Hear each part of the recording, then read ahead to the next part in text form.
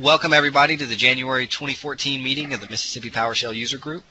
Our guest speaker tonight is software developer and PowerShell MVP Jim Christopher, and he's going to be talking about PowerShell Gotchas and trying to help us understand why PowerShell sometimes doesn't act the way that we might expect it to. Stick around after the meeting because we're giving away a free 30-day subscription to Pluralsight. If you have any questions during the presentation, feel free to either unmute yourself and jump in, or you can ask in the messaging area, and Mike or myself will get it over to Jim. So with that, I'm going to go ahead and turn it over. All right, thank you very much. And thank you guys for taking time out of your schedules tonight to be away from your families to come listen to me blather about PowerShell. I appreciate that. Just to reiterate, don't hold your questions till the end. This isn't the kind of presentation where that's going to be very effective. So we're going to be skipping around with topics quite a bit. So get your questions in when you have them. Don't save them up.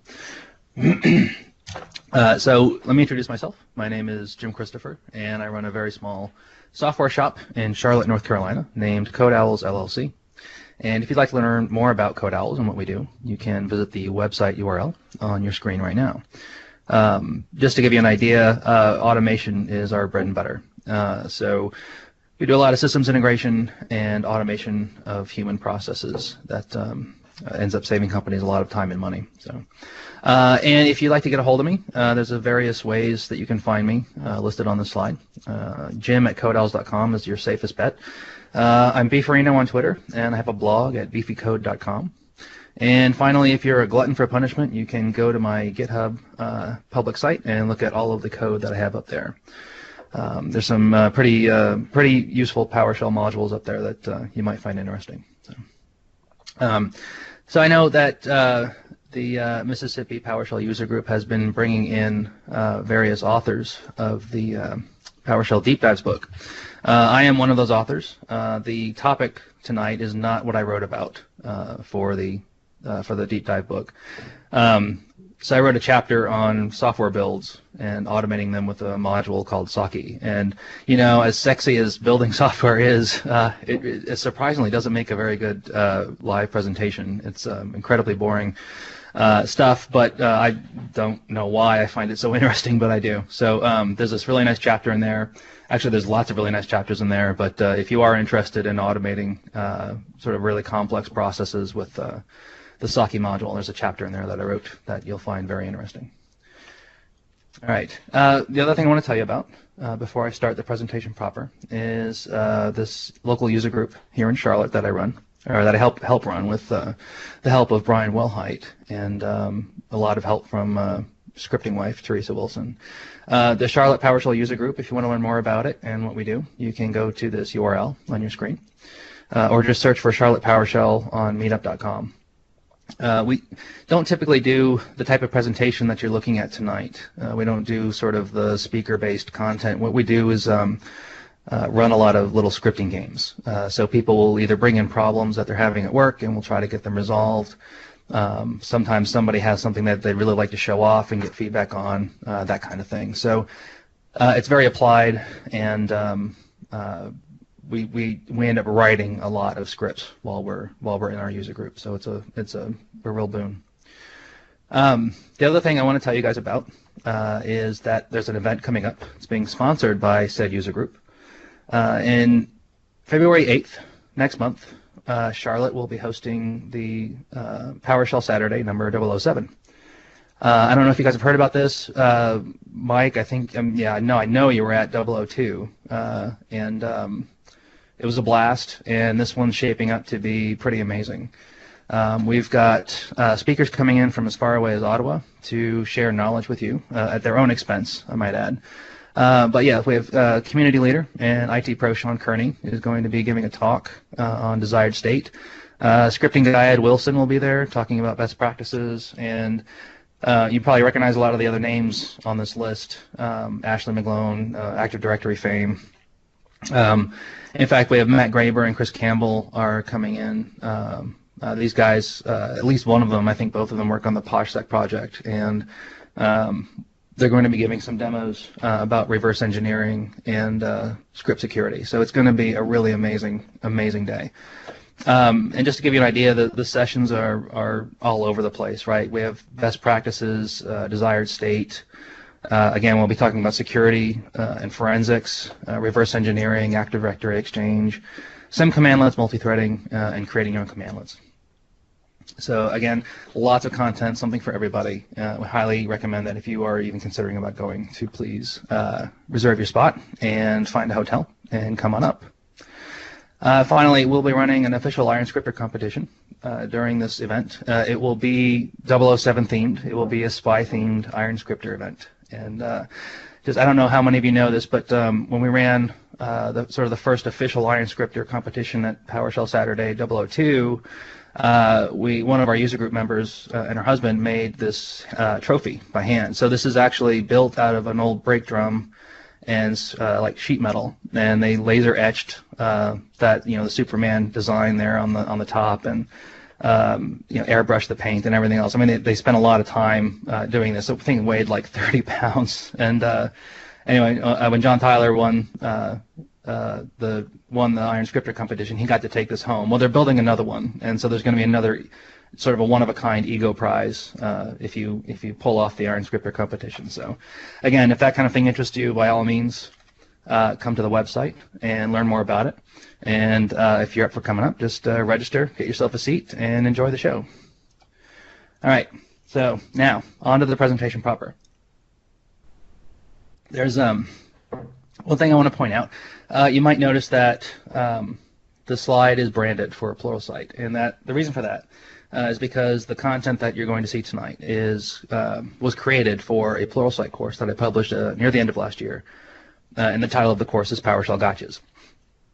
I'm not going to show you everything that's in the course tonight. The course is about almost 2 hours long, and instead, a lot of the demos are going to be a little bit different. But again, you can find this content and a lot of other really great PowerShell content on the Pluralsight site. And in fact, I think Mike, you guys are saying you're going to give away a 30-day subscription at the end of this, which will be a really great thing. So, and another thing that you guys, I don't know if you know this, but Pluralsight, when they sponsor a user group, if they're sponsoring a user group, which I assume they are, any member of your group who is actively looking for work can get a free Pluralsight prescription to help keep their skills current. So all you have to do is, as the user group leader, contact Pluralsight and just sort of make the introduction, and they'll take it from there. We've used that a couple of times with user group members in Charlotte, and it's worked out really well for them. So there you go. So let's talk about PowerShell Gotchas. PowerShell, when you hear someone like Jeff Snover talk about PowerShell, they talk about this thing called the PowerShell Mantra that PowerShell is built around. And the notion of this mantra is a three-step process of thinking, typing, and getting. And it works in a cycle. So the idea is that you think about what you want, and then you type it at the console, and then you get whatever you asked for back at the console. And then now you're back to thinking about the next thing you want, right? So the example that I like to give, let's see if I can bounce over here. So the example that I like to give, if you're thinking, well, gee, I really need to get a Windows service. Well, you type, I need to get service, and you get back that list of Windows services, right? And that's the design mantra. Think what you want, type it, and get it back. So what happens when this mantra breaks down, right, which it does frequently, we have sort of a mishmash of technology that sort of came together and gave birth to this thing called PowerShell, right?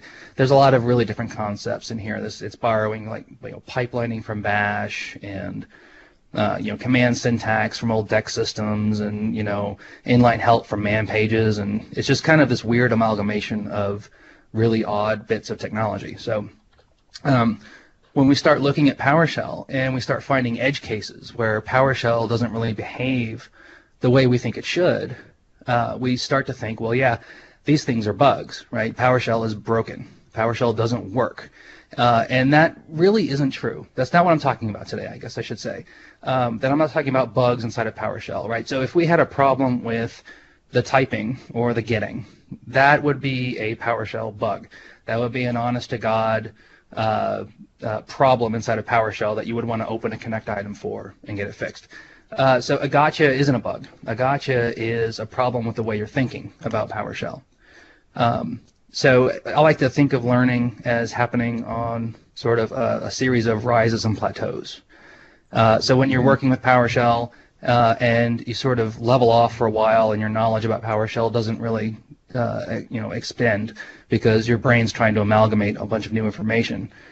At the end of that, that's kind of what we're focusing on right now, is getting you to the end of that current plateau so that you can start to increase your knowledge about PowerShell and maybe clear out some of the bugs inside of your brain that are causing these gotchas. So, without further ado, allow me to introduce you to gotcha number 1, which I affectionately call tilde. All right.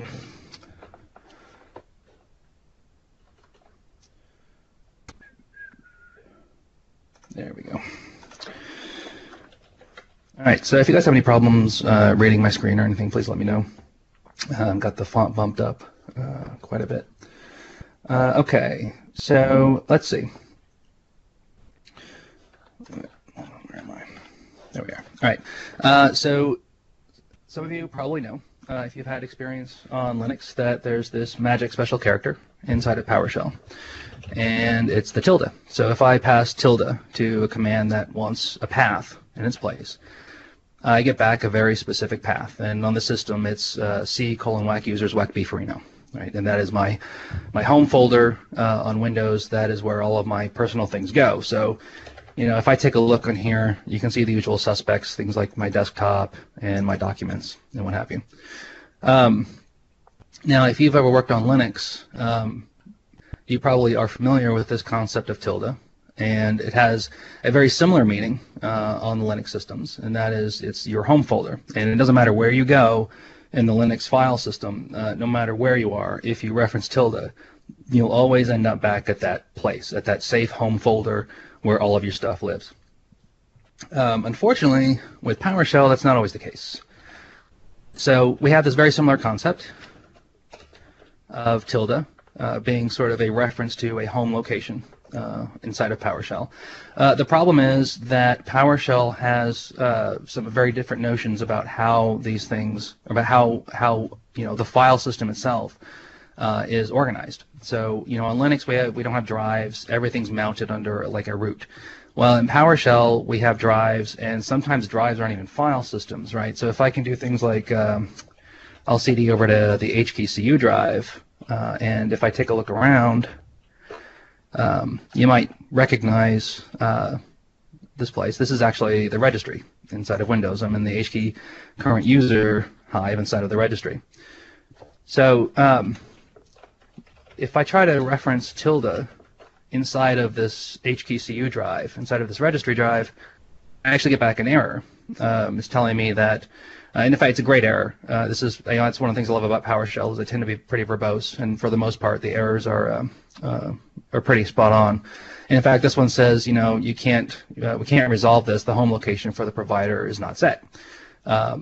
So what exactly does that mean? What is the home location, and what is a provider, and what do they have to do with each other? Well, when we're talking about PowerShell, we're talking about, we've seen some different types of drives. Like, for example, we have a C drive and a D drive, let's say, and we also have this HKCU drive, and there's another one, HKLM, which is your local machine drive. And PowerShell has this notion, this thing built into it, backing these drives.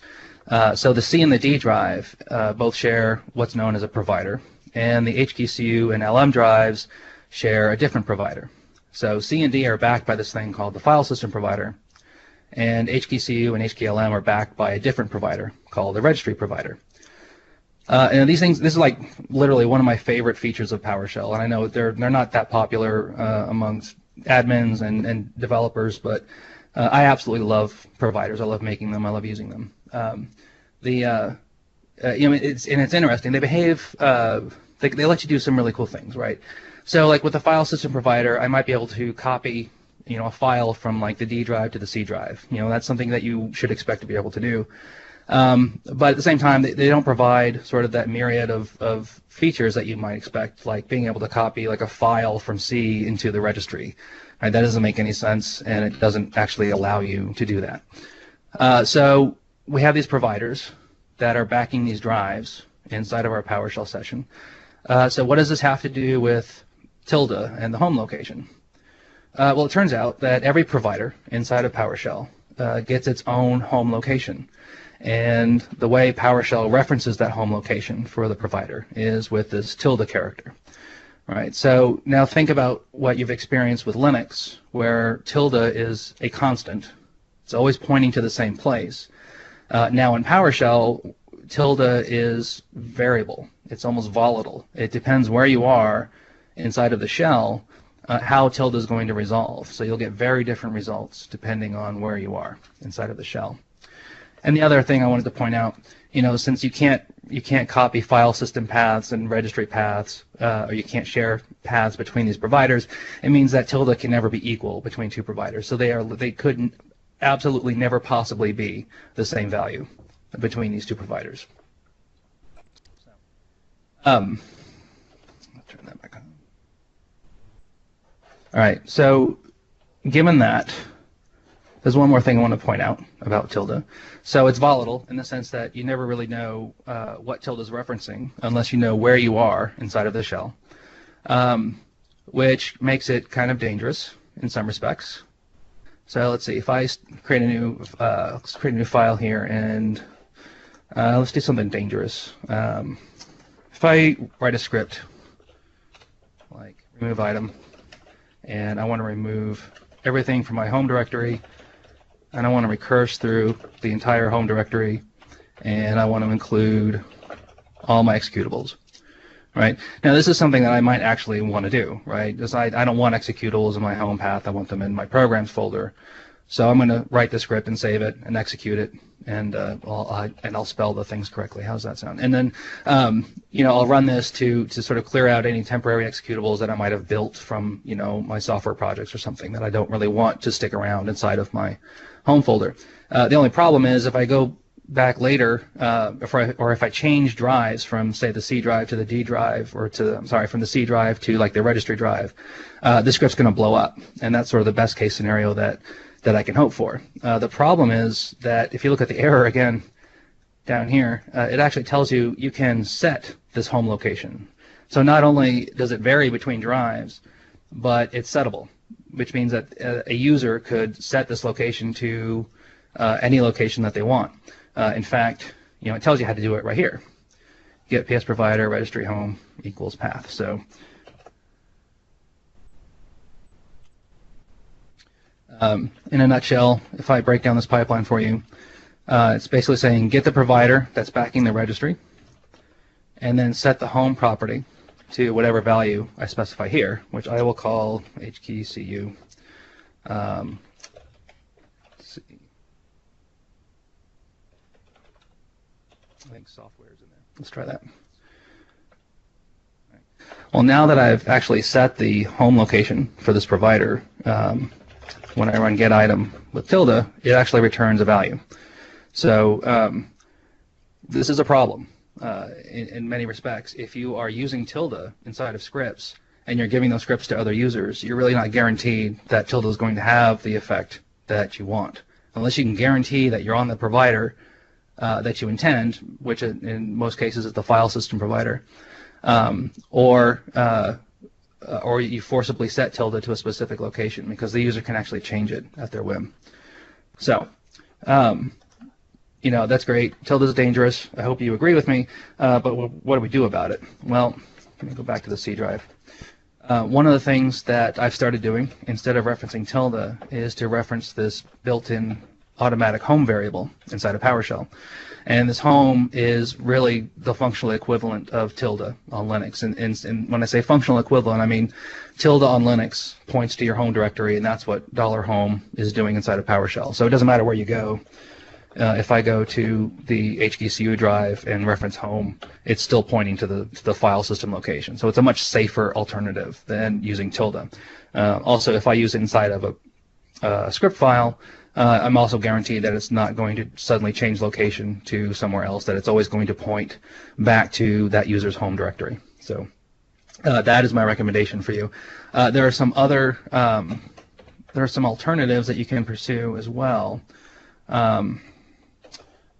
One of the one of the things I see a lot of developers doing with .NET Experience is referencing the get folder path method on the environment type. So in this case, we are referencing the environment type, and then these two dots indicate we were referencing a static property or a static method on that type. And in this case, the static method is called getFolderPath. And you just pass in the name of the type of folder that you want. In this case, I'm asking for my documents. And it'll return the path for that documents folder there. And there's a whole list of these special folders that you can find them on MSDN. I find this quite cumbersome. Generally speaking, I just go to home and have a ball. So, all right. So before I bounce on, I just want to check the chat window real quick and see if there are any questions. I don't see any questions. So unless someone chimes in, I'm going to move on to gotcha number 2. Going once, going twice. All right. So, gotcha number 2. This one is, it's not my favorite. My favorite's, I think, gotcha number 9. But gotcha number 2 burns me like at least once a week. I still get burned by this one all the time. I call this one your current location versus your current directory. So, let's see. Go back to my ISE.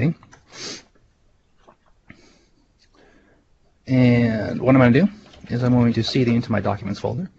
Right? And you'll notice that the prompt changed, right? So I cd'd in documents, and now my prompt is telling me my current location is now the documents folder. And if I cd back one directory, now my current directory is my current location is the C users Beefarino folder. So there's this notion inside of PowerShell of your current location, and it kind of follows you around the shell. So when you do things like you can use the get location commandlet, and it'll tell you the current location of your PowerShell session, which again is C users Beefarino. And this is very handy because you can use the PWD variable, or there's the PWD variable, excuse me, which does the same thing.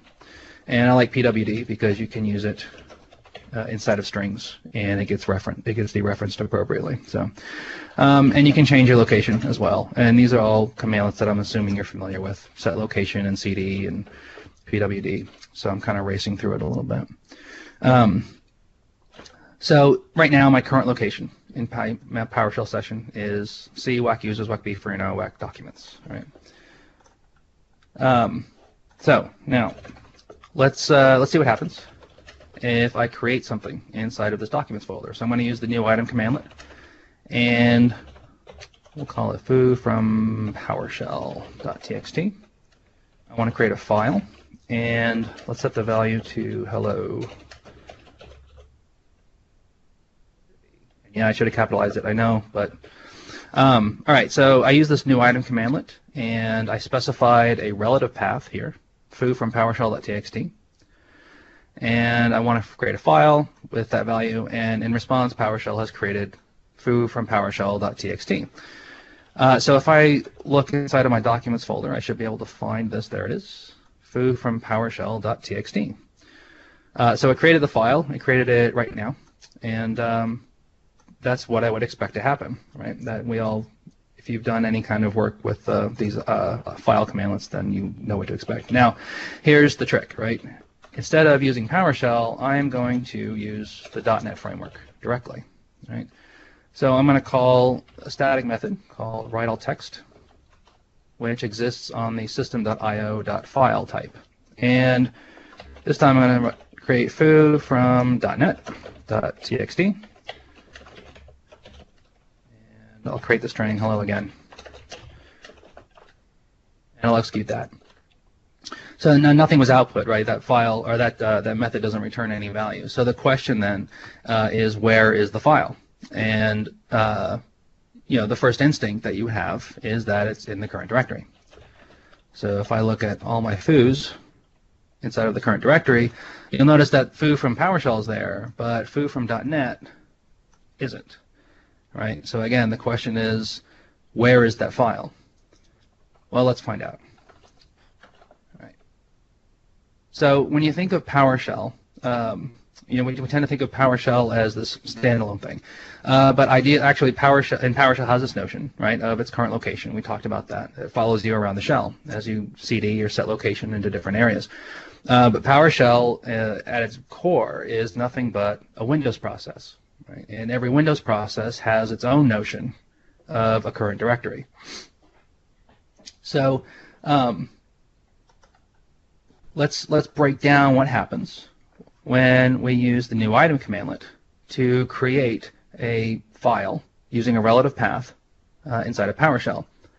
So in this case, the new item commandlet ends up passing the relative path, foo.txt in this case, to PowerShell, and PowerShell takes it upon itself to combine foo.txt with whatever it knows about the current location to produce this fully qualified path. C, whack users, whack beefarino, whack documents, whack foo.txt. Right. So PowerShell has gotten first crack at this relative path. It's passing through the PowerShell technology layer, and then eventually PowerShell will pass that path down to the Windows process into .NET to actually write that file to disk. All right. So that's what happens when we use new item. All right. Now let's compare that to what happens when we invoke the .NET framework directly. Now what's interesting in this case is that we're using PowerShell to call .NET, but we're not giving PowerShell a chance to really interact with this path string. So we're almost removing PowerShell from the stack, from this path processing stack. So instead we have this foo.txt relative path shows up in the .NET framework, and the only thing the .NET framework knows about, it doesn't know about PowerShell or the current location. In this case, it really only knows about the current directory. So it uses that information to create a different relative path or a different resolved path for foo.txt. And so you have this really interesting situation where the same relative path will resolve to two different locations depending on how you use it inside of PowerShell. So if you use foo.txt with a PowerShell commandlet, PowerShell's path processing will resolve it using the current location, which again, as we've seen, may be the file system or the registry or what have you. But what if you pass that relative path directly to .NET or to one of the Windows APIs, it's going to use the current directory, which is this operating system level or this process level feature of the operating system to resolve that path. So we're back to the original question: where is foo from .NET.txt? Well, let's find out. So pwd tells me the current location inside of the shell. If I want to know the current directory, I've got to ask the environment. So again, I'll invoke the environment.net type and access the current directory static property of the environment type, which tells me that the C : whack users whack beefarino is the current directory. And what's interesting is that you'll notice that they're different. Right, and quite frankly, they have nothing to do with each other. So first, let's find our file. So let me bounce back a directory, look for foo.star, and sure enough, there's our file, right, which we created a few minutes ago, foo from .NET.txt. Again, I get burned by this routinely since I use a lot of command line tools, a lot of legacy tools from PowerShell, things like Mercurial or Git, let's say, that have no notion, they don't understand anything about PowerShell's current location. They only know about this current directory. So I'll be working inside of a project folder, and I'll run a legacy command that generates a lot of files, and guess where they show up? They show up inside of the current directory, which isn't where I want them. I want them in my current location. So again, this is something that you want to be aware of when you start to get fancy and try to if you're leveraging .NET directly or Windows APIs directly or legacy applications directly, they don't understand this notion of location in PowerShell, and they don't consider it when they're creating absolute paths from relative paths that you specify. So what I've learned to do is when a file is not there, and I think it should be, I always go back to the current directory, which for me is C users whack beefarino. Another thing that I started doing for a while and stopped was actually modifying the PowerShell prompt function inside of my session so that it would modify this current directory as I moved about the shell. I can show you how I do that, but I would not recommend that you do that, and here's why. So here, let me show you how I do it first, right? So I have this magic function inside of PowerShell called prompt, and whatever prompt returns in the form of a string is what's going to be output after the previous command is run. So in this case, I've got this function returning a string, the string PS with a space and the current location in the shell, followed by the angle and a space, right, which corresponds to what I've got here, right? So that is sort of the classic PowerShell prompt. But the nice thing about the prompt function is that it's executed after every command as a way to retrieve the prompt for the next, for the next read of the REPL cycle, and you can do anything you want inside of the prompt function because it's just a PowerShell function. So what I've done in the past, like in this first line, I'll get this is basically getting the current location on the file system, which corresponds to the path specified inside of the prompt. And then I forcibly set the current directory for the environment and for this process to that location. So this forcibly causes the current directory of the process to follow the current location around only on the file system. So if you bounce over to like the registry or a certificate store, it won't follow you there. It'll always stick to the file system. But again, I used to do this quite a bit. It works really well. So if I if I look at the current directory is C:\like users like Bfrino, and I go into documents now, and I look at the current directory, it's followed me over there now. So in theory, anywhere I go inside of my file system, the current directory is going to follow me there. The only problem with that is that this isn't a very portable solution. Like if you give a script to somebody else, or let's say like what I tend to do is I make a lot of build systems, and there's always that implicit assumption that the current directory is wherever I am now, and that's not always the case when somebody else tries to build the software. So these kind of session level changes tend to really bite you much harder than just sort of understanding the implications of what your current location is versus your current directory, how to check and verify them. So again, this one gets me at least once a week, and at this point, this is the sort of the best approach I have, is either just knowledge of it, checking your current directory for missing files, and if you are so inclined, you can edit your prompt function inside of your profile so that you forcibly set the current directory to follow you around the shell. So that is gotcha number 2. And so we have a comment from Vern. What about environment user profile?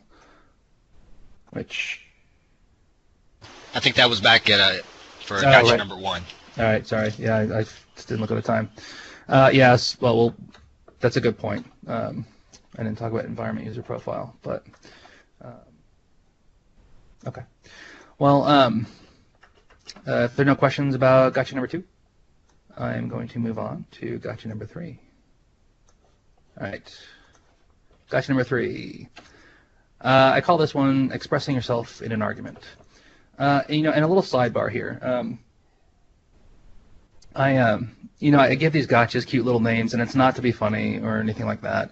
It's because it helps me remember what they are. So like when I'm in the wild and something comes up and I see the behavior, I can remember, oh yeah, that's expressing yourself in an argument, or oh yeah, that's tilde, or oh yeah, that's illogical logic, or you know what I mean. So these names actually help me deal with these things on a day-to-day basis. So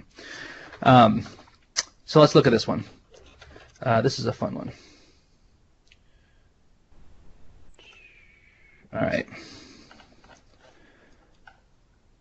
So you're probably familiar with the fact that PowerShell can evaluate simple expressions, right? So if I type like a mathematical operation here, let's say 5 plus 3, right? I can expect PowerShell to evaluate that for me and give me 8. And it can do other things too, like I can take 2 strings and concatenate them, and it knows, yeah, you just want them put together, and it evaluates that expression on my behalf. So, and you also know that you can combine expressions like these to form really complex behaviors using pipelines. So I can take a string, this is some data, pipe it to a file, and we'll call it file data.txt. Right. And so now, if I look, there's data.txt, and if I get content on data.txt, it says this is some data, right? Because I piped the string, this is some data, which itself is an expression to the next stage of the pipeline, which is out file. So we understand this basic concept of pipelining.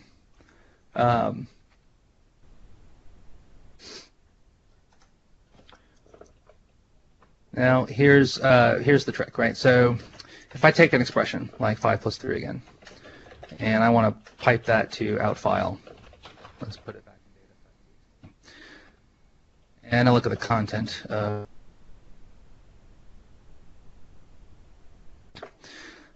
So let's take a look real quick at out file. And what I want to look at is one of the parameters, specifically, where is it? Input object. So this input object parameter right here accepts pipeline input, and that is why I can pipe things like 5 plus 3 to the out file commandlet. They show up inside of the commandlet itself as this input object parameter. And what's interesting is that, knowing that, I should be able to rewrite this expression, 5 plus 3 pipe to out file, like this.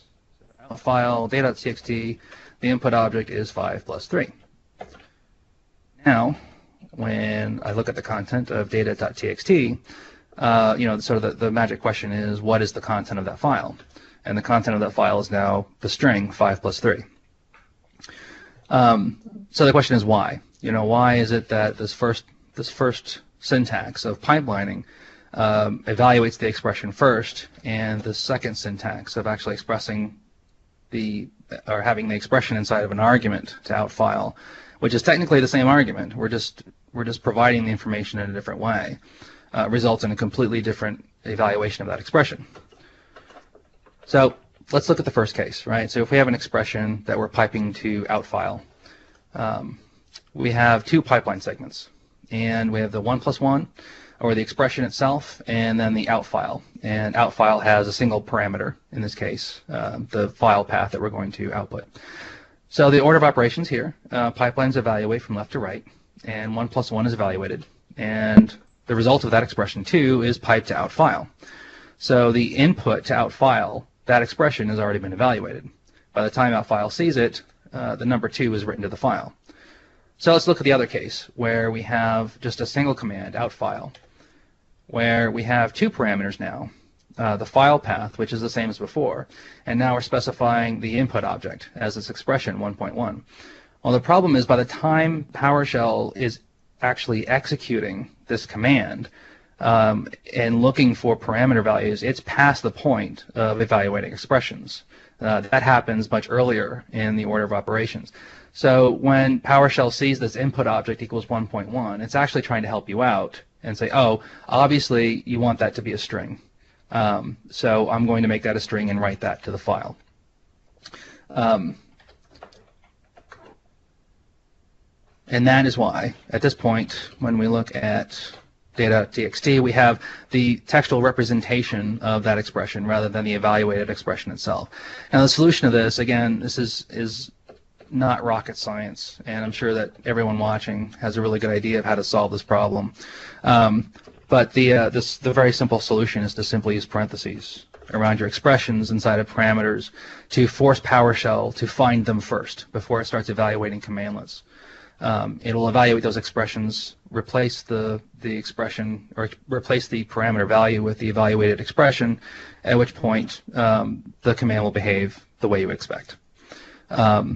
Again, this is something I see a lot of new scripters do, especially when they're learning about pipelining, and they would expect that they expect the expression to be evaluated in sort of the same order, regardless of how you express it to the command.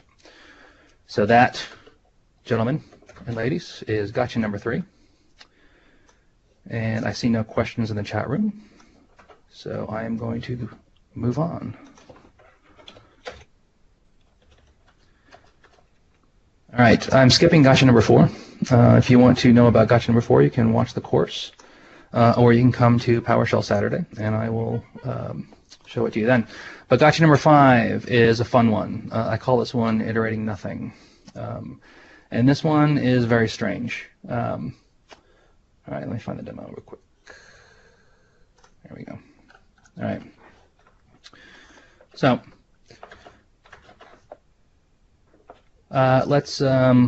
let's take an example here. I'm going to create a variable f, and I'm going to assign it to the content of the current directory. Right. So if I look at the value of f, right, it's just the list of files and folders in that directory. Right. No surprise there. So if I do something like for each file in f, do something like this is a file, and then whatever. Pass in, right?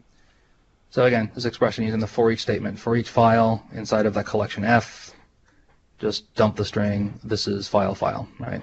And I get this nice list of formatted strings that I can send my boss and get erased. No, I'm just kidding. All right, so let's look at a different way, right? I can take the variable f and I can pipe it to the for each object commandlet. Again, it's functionally equivalent to the for each statement, but it behaves a little bit differently. And I'll say this file is still. Right. So again, we have a pipeline now instead of a single statement. So I'm piping the collection f to the for each object commandlet. And for each object it finds an f, it's going to output a string. This file is still, and then whatever the current value is that's being iterated. And I get back the same results. So that is well and good, and I'm sure you all have experience with that. Now let's see what happens if I look at variable a. Variable a has absolutely no value. I haven't defined it, and I haven't assigned a value to it. So PowerShell has no value associated with a. So what happens if I say for each item in a, I just want to output the string iteration. Well, PowerShell outputs nothing, right? Which makes sense because there's nothing in a. So why would it iterate, right? So let's reverse that and pipe a to the for each object commandlet. And again, we'll just output the string iteration. Well, this time, PowerShell actually iterated a one time, even though a has absolutely no value. And again, these statements should be functionally equivalent on inspection, but they're not. And so the question is, why? What exactly is going on here? Well, let's look at the pipeline case, right? Because the first case kind of makes sense. We understand why we shouldn't iterate a in the for each item in a case. That makes sense. Let's look at the case that doesn't make sense. Right? Again, in this case, we have two segments of a pipeline. We have $a, and then we pipe that value onto the for each object commandlet. And remember, inside of our session, that a has no value. We've assigned no value to a. Well, when PowerShell encounters this variable that has no value, it has no way to really say a has no value. It has no way to represent that. Some other languages like Python and JavaScript make a differentiation between things like null and undefined. Well, PowerShell doesn't have that distinction. All it has is this value null. And if you remember from our previous discussion of these expressions, pipelines evaluate from left to right. So when PowerShell sees $a and realizes that $a has no value, it replaces it with the closest approximation it has to represent no value. And that value is this null variable, this null value. And the problem is null is a perfectly pipelinable value inside of PowerShell. So once a is resolved to null, null gets passed to for each object. And null, that variable, is one case for iteration. So what happens is for each object receives the value null and it iterates once. And then this is kind of esoteric and can be difficult to understand. So I like to provide a demo that actually I think really helps clear things up. So I'm going to go ahead and create two functions inside of my session. This first one is called getNothing, and it returns absolutely nothing. The function does nothing, returns nothing. And the second one is called getNull, and it returns a single value null. Right. So now I have those two functions defined inside of my session. And so first thing I want to do is call get nothing, and I'm going to pipe it to for each object. And let's see if it does any iterations. It does no iterations because get nothing is putting no value on the pipeline. But if I do the same pipeline with the get null method or the get null commandlet, again, the value null is being put on the pipeline. For each object sees it and says, you must want me to iterate that, and therefore I will do that for you. And we get one iteration, even though we're not specifying a real value to for each object. So again, this one, it doesn't burn me as much now because I'm very careful about watching for null values in the pipeline. And in fact, I can't show you them here because it's on another machine, but I have a method or a function that I've created called filter null that will forcibly remove nulls from the pipeline. You'll find me using that quite a bit, especially right before for each object. I'll do get null, filter null, and then do the for each object, which is typically how I deal with that situation. So, the interesting thing, we talked about get nothing, which puts nothing on the pipeline, so for each object isn't invoked. But here's the main point. There's actually a difference in the way PowerShell version 3, which is what I'm showing you in this demo, and the way that PowerShell version 2 behave in this situation. And there's a whole Connect article on this that I've mulled through. I don't really know how I feel about it, but I think it's really important as as shell workers to really understand what these differences are.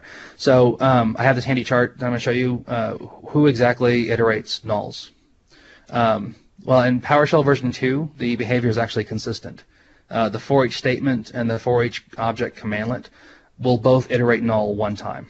And produce one result as part of that iteration. And when they released version 3, they actually made the change where for each object will still iterate that one value on the pipeline, but the for each statement won't. It'll look at the null and say you can't iterate that. Again, I don't know how I feel about this. I think in my gut I would think that consistency would be better, even if the consistent thing is wrong.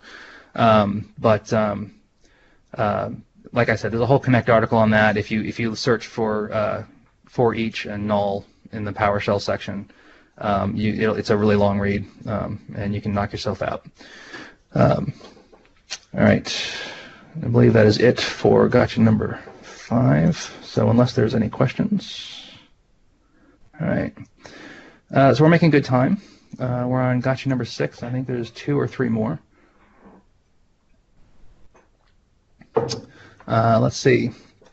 What we have with gotcha number 6 is, this one is called Foreign Dialects. This one is a real hit with people learning PowerShell, especially when they already know some other technologies like regular expressions or Active Directory. So, let's see, where am I?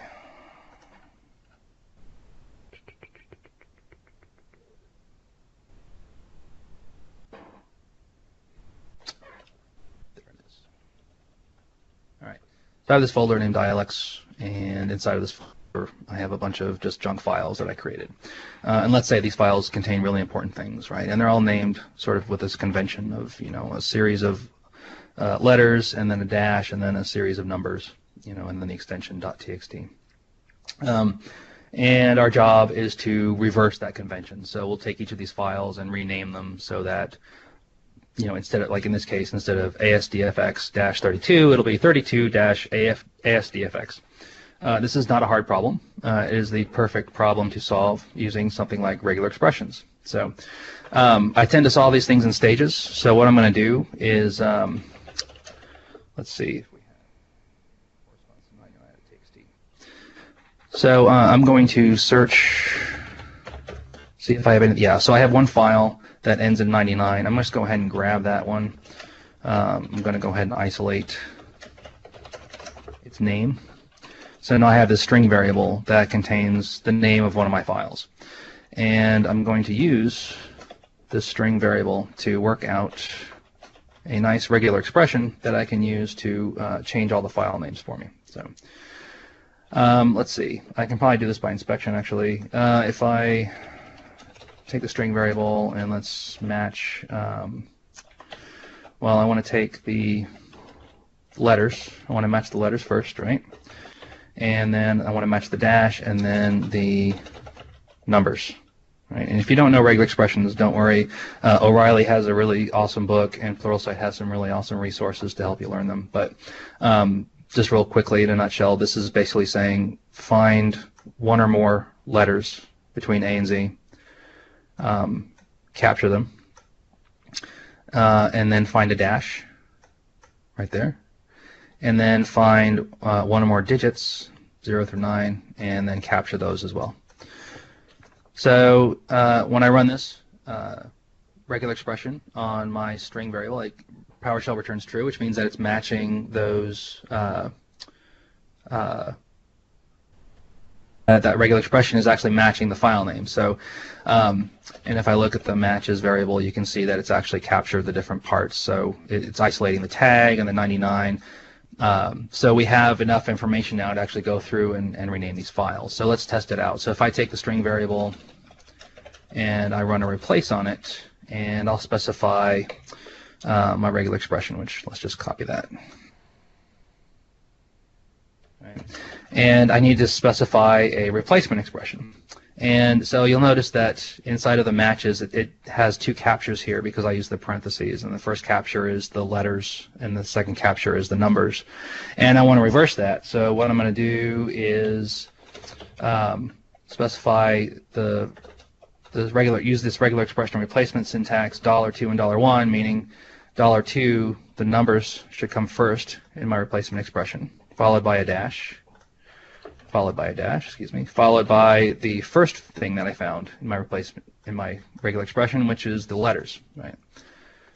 And so now when I run this, I should expect the name of this file, tag-99, to be changed to 99-tag.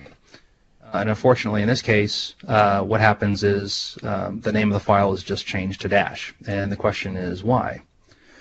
Again, people either respond to this one really quickly and they understand it really quickly, or they need a little help. So let's focus on the help. So here's that expression that we just ran inside of the console. And let's focus on the different parts of the expression. We have two strings here inside of this expression. The first is the regular expression, shown in purple, and the second is the replacement expression, which is shown in green. So we have these two expressions, and there's two layers of technology that are going to get access to these strings. The first layer, of course, is PowerShell. And PowerShell is going to take these strings and search these strings for things to evaluate. It's going to come back with our regular expression. It's going to look at the regular expression and say, I don't see anything in here that I need to evaluate. But if you look at the replacement expression, this $2 and $1 look an awful lot like PowerShell variables. And in fact, when PowerShell sees them, that's exactly what he thinks. That's what PowerShell thinks you mean to have them interpreted as.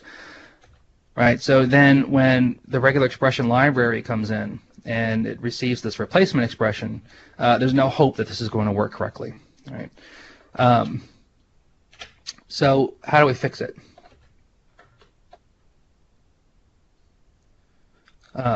Let me show you how to fix it first, and then let's dig in a little bit deeper. So the easiest way to fix this, obviously, is to basically the goal is to force PowerShell to stop seeing the content of this string as something that needs to be interpolated. Right? So stop looking at these things as PowerShell variables. And there's a couple of ways to do that. The simplest is to use single quotes around the string instead of double quotes, which forces PowerShell to view that string as a literal, and anything in there is not going to be interpolated. So in this case, the $2 and the $1 are passed directly to the .NET regular expression engine and not interpreted by PowerShell. The other way, which is a little more cumbersome, is to escape the $signs with backticks, which again, a backtick is the escape character for PowerShell, forces PowerShell to see those $signs as literals and not as variable placeholders inside of the string. So we have a bunch of different technologies that we use from PowerShell, right? SQL, WMI, regex, like we've already seen, LDAP URLs, and ADI.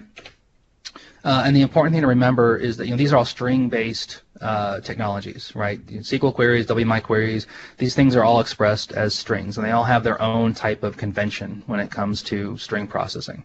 But the important thing to remember is that when you're using these things from PowerShell, that the ultimate destination is not the first thing that these strings are going to be interpreted by. That PowerShell is going to sit in the middle between the text that you want to send and the destination that you want to send it to. So you always have to be aware of how PowerShell is going to see your strings. And again, this is the classic example. It's a very simple example of the regular expressions, right? But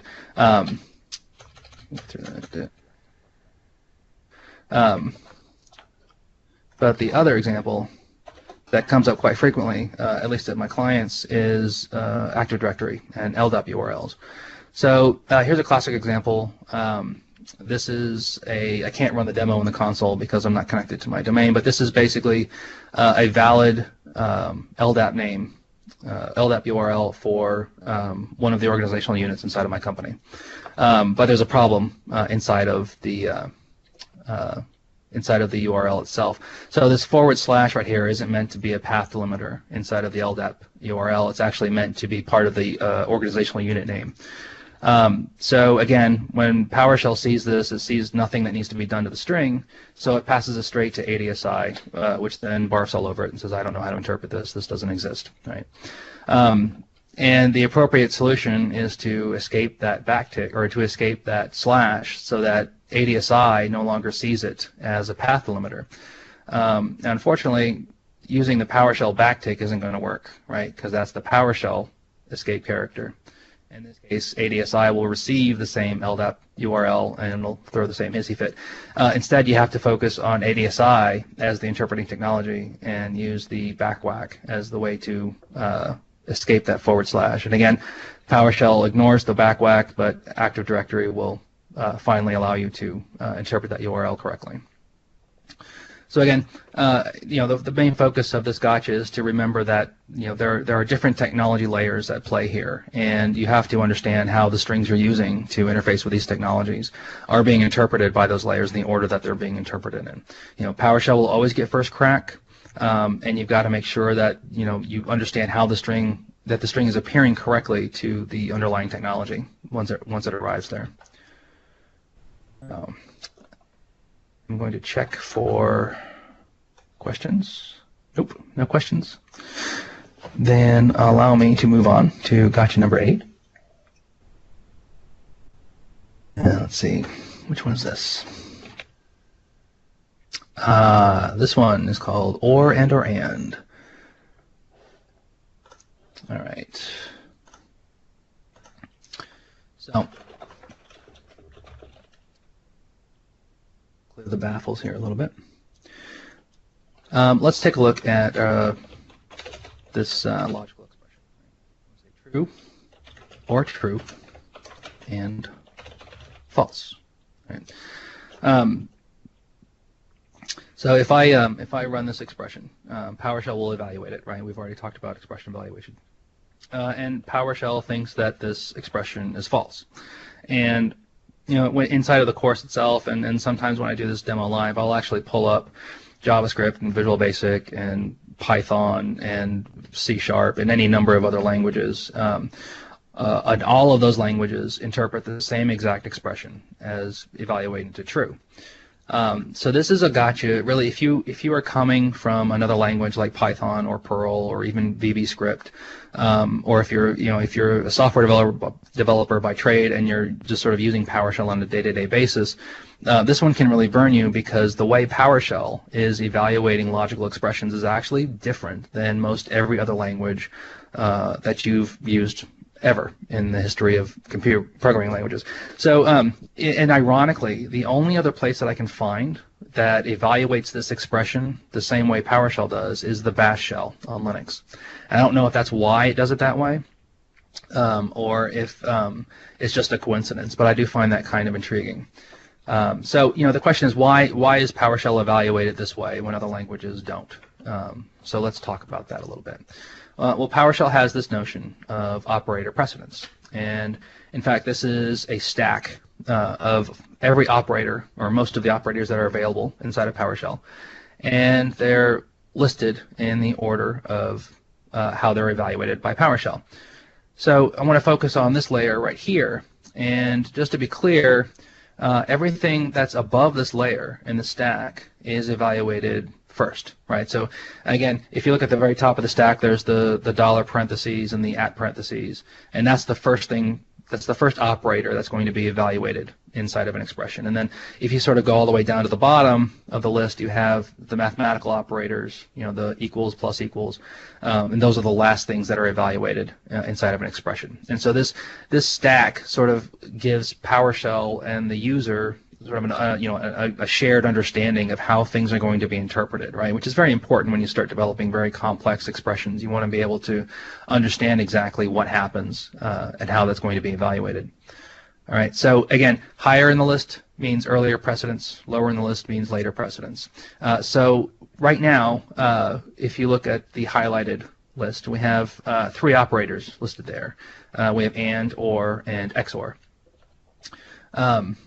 And so if you blow this out, because these 3 operators, these logical operators, exist at the same level of precedence inside of PowerShell, they're evaluated from left to right. So you know, at this point, when it's gone down the precedence stack and it reaches this level, it evaluates these logical expressions from left to right and doesn't give any special precedence to any one of these particular operators. It just depends how they're expressed inside of the shell. That's the order that they're going to be evaluated in. Right. So let's see how this works. So they're evaluated from left to right, and our expression true or true and false. In this case, OR is the leftmost operator. So that expression, true or true, gets evaluated to the value true. And now we have the expression true and false, which if we evaluate that, again, left to right, comes out to false. All right, so that's why PowerShell thinks that this expression evaluates to false. And the question now is, why does every other language that we operate with, except for the bash shell, think that this expression should evaluate to true? Well, remember when I said that these 3 operators were on the same level of precedence inside of PowerShell? It turns out that's a fairly unique thing. Most other languages actually break out these operators at different levels of precedence. So the AND operator will tend to have higher precedence over the exclusive OR, which is higher than the simple logical OR. And because of this, the expression itself ends up evaluating very, very differently in all these other languages. Right. Right. So let's see what happens when another language, let's just say Python, right? When Python sees this expression, true or true and false, the AND operator has higher precedence than OR. So that part of the expression is going to be isolated first and evaluated first. And so we have true and false, and of course that evaluates to false. And now the expression is simplified to true or false, which of course evaluates to true. And so now you have one logical expression that is interpreted differently by PowerShell than almost every other language on the face of the planet. So things to keep in mind with this one, because this can be pretty dangerous if you're not keeping this in mind. AND and OR have the same level of precedence in PowerShell, and the only other place that I found where that's the case is the bash shell in Linux. Every other language I've tested this with and has a higher precedence and will evaluate that expression very differently. So let me go ahead and check for questions. Nope. Nope, we got one. Yep. Is one way better than the other? So Tim, I assume that you're asking, is one precedence level more appropriate than another? Is that sort of rephrasing the question appropriately? Is that what you're asking? Yeah. Okay. So let me bounce back up here. So here's obviously I can't speak to, I'm not on the PowerShell team. I don't know what the design decisions were. But when I think of PowerShell, I don't really think of it as a language, right? But when I think of Python and C# and Java, those things, I think of those as programming languages. PowerShell to me is sort of an automation platform. It's a shell. Bash, I don't think of Bash as a language. I think of Bash as a shell. And I think, if you focus on that as the similarity, it actually makes a lot of sense, right? So when you work inside of Bash and you're executing other programs and you're sort of chaining these things together with what looks like logical ors and ands, and it behaves a certain way, and then you come over to PowerShell and you want to do the same thing, I would want it to behave the same way as well. Of course, I'm not a Bash maven, so I'm a language guy. I'm a programmer. So to me, having that precedence squashed like that is disturbing. And so for me, and again, it's not one way is better than the other. It's just really so what's appropriate for the situation. And again, Bash is not it's not a logic crunching environment. PowerShell is not really a logic crunching environment. If that's what you're doing, then yeah, go over to Python and go over to C# and write your code in there. These are integrative technologies. These are shells, and you're basically using them to chain together other things to get work done. So in that sense, I think that you could justify it as appropriate for PowerShell. But again, I can't really speak to whether that was the design decision or not. So I guess the way to summarize that again is that don't focus on PowerShell as a language, right? Focus on PowerShell as a shell. Focus on PowerShell as an automation platform instead. And sort of in that context, I think it makes a lot more sense. All right. Very good. All right. Thank you for the question, Tim. And this is the last one, I think. And this is by far my favorite because it's one of those things that you see and you just think there's something wrong. There's something wrong with PowerShell. But once you dig into it and understand what's happening under the covers, it actually makes quite a bit of sense. So without further ado, let me introduce you to gotcha number 9. This one's called unequal equality. So let me set the stage here. I'm going to define some variables, $A. It's going to set $A to 0, and let's set $B to an empty string. All right. So $A is a 0, $B is just an empty string. And now let's do something like this. So if I say A equals B, PowerShell says, yeah, that's true, right? Which kind of makes sense, right? If you think about it, like the number 0 and an empty string kind of mean the same thing, right? They mean no value. 0 is no value for a number. Empty string is no value for a string. And that kind of makes sense, right? And so PowerShell kind of does this loosely typed thing, and it's sort of trying to figure out what exactly you mean. What is it that you're meaning to interpret these things as? And so you have a number and a string, and yeah, that matches up. But here's where the problem lies. If I do B equals A, I would expect it to evaluate to the same value, to true. Unfortunately, when I reverse the order of the operands, PowerShell says, no, that's false. An empty string is not equal to 0. But 0 is equal to an empty string.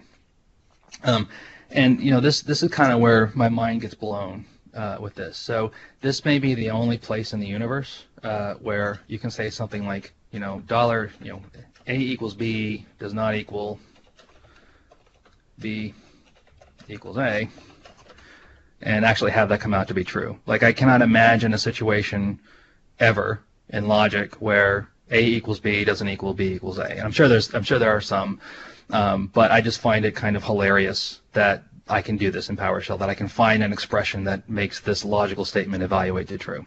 I just don't think that should be possible. So the question is why? Why does the order of operands matter here? Whether A comes first or B comes first seems to change the outcome of this logical evaluation. So why?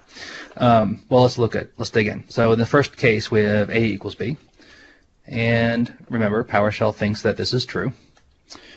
And so during the expression evaluation, it replaces A with the number 0 and B with the empty string. So now we have a problem, right? So from PowerShell's perspective, we have a number on the left and we have a string on the right. And even though PowerShell tries to hide that fact from you, it's still based on .NET and has strongly typed things, and it has to figure out what you want to do here. So here's what it does, right?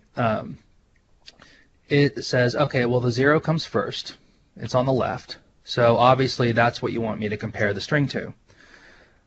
So let me translate that string into a number so that I can do that comparison. And as it turns out, it translates that empty string to the number 0. And in fact, you can actually verify this behavior on the shell itself. So I can take an empty string, and then I can cast that empty string to an integer, and PowerShell is happy to tell me, yeah, that's a 0. Right? So that's exactly what's happening when it evaluates this expression. And of course, that evaluates to true, and that makes a whole lot of sense. All right, so let's reverse them now. And we have b equals a, and remember, PowerShell thinks this is false. Let's find out why. B is an empty string, and A is the number 0. Well, the string comes first, right? And now PowerShell has this number, this integer, that it's trying to compare to the string. So it's trying to coerce this number into a string so that it can compare it to the left operand. Well, the number 0, represented as a string, isn't an empty string. It's a string containing the character 0. Right? And again, you can verify this on the shell. Right? You take the number 0, cast it to a string, and it's still the number 0. So now when you look at it this way, it seems really obvious why PowerShell would evaluate this as false. There's no way an empty string that contains no characters would equivalent to a string that contains one character, regardless of what that character is. So from that perspective, this actually makes a whole lot of sense. The interesting thing is that this is a very PowerShell-focused behavior. This isn't something that you're going to find, built into .NET. So, like if I have my empty string and I can use PowerShell to convert that empty string to an integer, but it's not like I can do that using .NET. If I call the convert a static method on the convert type, and I want to convert the value b to a 32-bit integer, it's just going to throw an exception. So I have absolutely no idea what to do with an empty string and how you want me to interpret that as an integer.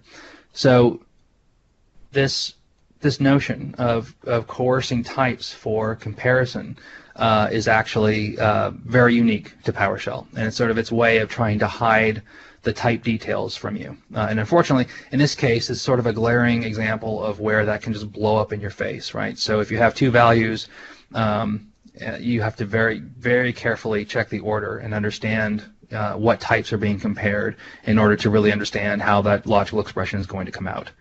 And there's some really interesting side effects from this type coercion behavior. So if I have an expression like null equals null, that's true, right? Because null and null are the same value. But if I actually say, if I cast the second null to a string, well, that's false. It makes absolutely no sense to me, right? Because regardless of type, if I have a null value that happens to be a string versus a null value that's some other kind of object, regardless of the type, those values should be the same thing. The null value is just sort of a ubiquitous thing. And this is a very interesting problem. I'm going to drop some code inside of my console real quick and walk you through it. So basically, this is some C# code. I want to define a static method so I can demo this next part of the coercion process for you. So I have a method here, I have a class name equality and a method named testNullString that accepts a single parameter that's of string type. All right? And what I'm going to do is show you what happens when I pass null as this parameter. So inside of this method, if the string parameter is null, it'll output the string null. If the string is just an empty string, which is not null, but it's an empty string, it'll output the string empty. Otherwise, it will output the value of the string. And so now I should be able to reference the equality type and call the testNullString method. And so if I pass in a value, this is not null, that's the value I get back, right? Because the value of the string is not null, it's not empty, so I get back the value of the string. And if I pass in an empty string, I get back the string empty. Right? Again, the empty string, the string is empty, and so I get back, I follow that execution path. And the question now is what's going to happen when I pass in null for this value, which again is it's a very different value than the empty string. But when I pass it to that method, the null value is being coerced into a string type. And again, PowerShell says, you obviously want this to be a string. Well, the equivalent to a null reference in a string for me is an empty string.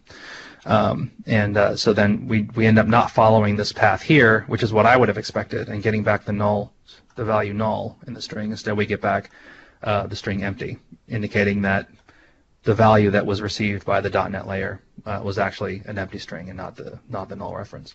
So the implication here, and again, it seems like a really edge case here, but think about this: if you ever pass null to any .NET method, any COM object that accepts a string, you're actually not passing null. You're passing an empty string, and sometimes that has a very different effect on the behavior of that component. So again, this is something to be aware of, just keep these types of sort of implicit coercions in mind as you're working in the shell, because they can crop up in very inconvenient times and bite you in the tush. So okay, let's see, where are we? Heisenberg's uncertainty principle.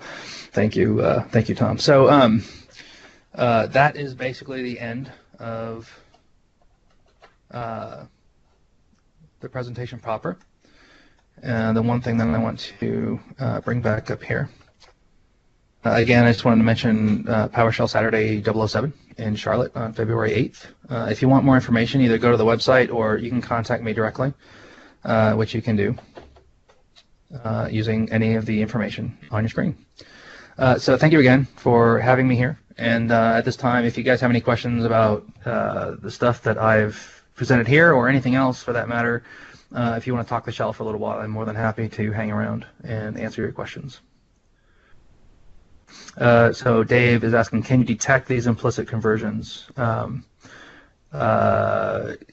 No, you just have to sort of know that they're happening. Like there's no way for you to turn them off, let's say. When you, I guess, Dave, elaborate, like what exactly would you want to know? How would you want to be notified that they're happening? Let me ask you that.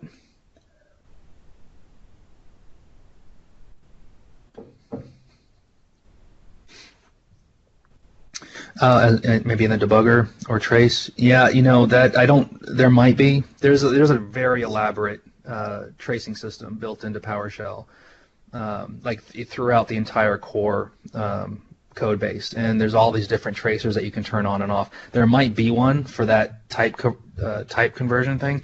I've not seen it, and I'm not sure if it's blogged anywhere, to be honest with you. But that's kind of the ironic thing. I've never heard anyone talk about the type coercion as being a bad thing, and it's usually not, right? It's just every once in a while it tends to bite you in the butt. But no, that's a really good question. Actually, let me write that down because that would be a great one to follow up with the team on, just to ask.